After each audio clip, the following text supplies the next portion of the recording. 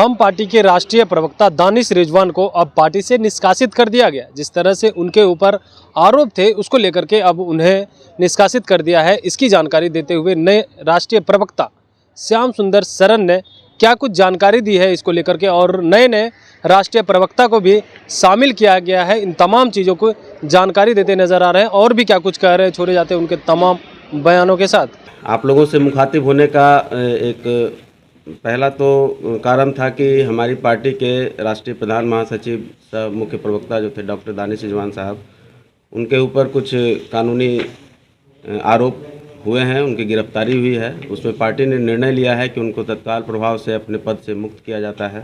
सारे पदों से, पार्टी के सारे पदों से उनको हटाया जा रहा है। चूँकि वो कानूनी शिकंजे में है, तो बाकी चीज़ें बाद में आएंगी। और उसके साथ ही नए प्रधान महासचिव और कुछ प्रवक्ताओं की सूची हमारे राष्ट्रीय अध्यक्ष जी के द्वारा जारी की गई है। तो उसका लिस्ट आपको देना था कि राष्ट्रीय प्रधान महासचिव के रूप में श्री राजेश कुमार पांडे जी को नियुक्त किया गया है। और जैसा कि हमारे मीडिया प्रभारी जी ने बताया कि मुझे राष्ट्रीय प्रवक्ता बनाया गया मुख्य। और राष्ट्रीय प्रवक्ताओं की सूची में इंजीनियर नंदलाल मांझी, श्री शंकर मांझी, श्री शताद्रु राय, श्रीमती पूजा सिंह और राष्ट्रीय मीडिया प्रभारी सह राष्ट्रीय प्रवक्ता श्री अमरेंद्र कुमार त्रिपाठी जी नियुक्त किए गए हैं। तो आगे से पार्टी के मुद्दों पर आप लोगों को जब भी कोई बात करनी होगी तो इन सूची में से लोगों से आप बात कर सकते हैं, पार्टी का पक्ष रखेंगे।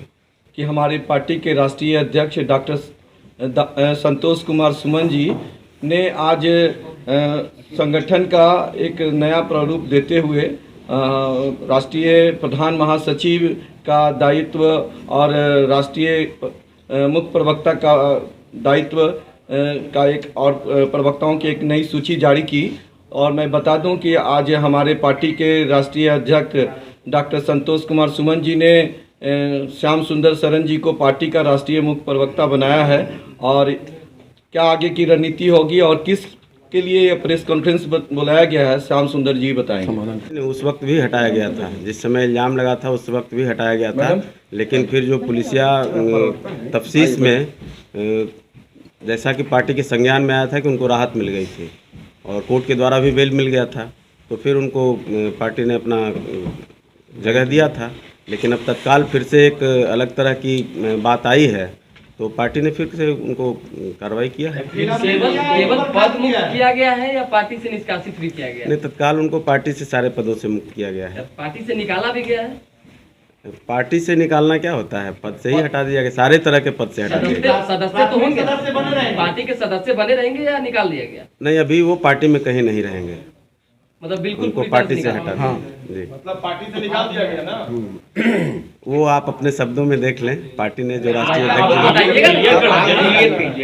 हम कैसे चला पार्टी के उनको पार्टी के सभी पदों से हटा करके भी पार्टी से हटा दिया सदस्य गया है या नहीं? बोले रहेंगे पार्टी से, अभी नहीं। पार्टी से हटा जो कार्रवाई हुई थी, इससे पूर्व भी कार्रवाई हुई अभी थोड़ी देर पहले ये सवाल आया।